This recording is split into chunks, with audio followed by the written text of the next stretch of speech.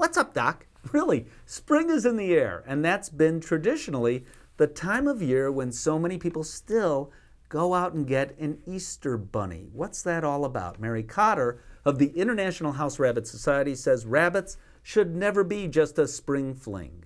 The rabbit is so popular that it's becoming more and more a year-round phenomenon, where people just want a small, cuddly, cute little thing that their child can carry around and you know, squeeze and hug and show love all the ways that children do. So you see, that's where the problems come in for rabbits and kids. That incredible, loving, touching, hugging nature of kids doesn't mix well with a rabbit. Rabbits are very subtle communicators with body language. When they're sick or uncomfortable, it's a slight postural change that takes place, and the child's not going to notice it. So, and the other part of that misconception is that rabbits like to be carried around and cuddled, and they don't. And that's a child's way of showing love.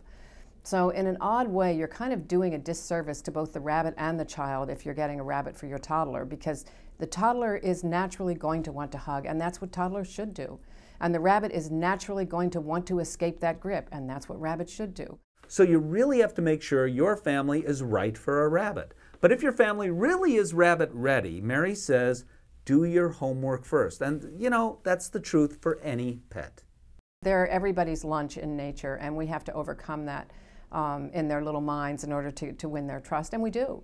And if you can be a little bit laid back in your approach to a rabbit and give the rabbit a chance to respond to your approach, give the rabbit a chance to make his own decisions about whether he wants to come to you or not, very similar to cats. You don't impose yourself on a cat if you want to make friends with the cat.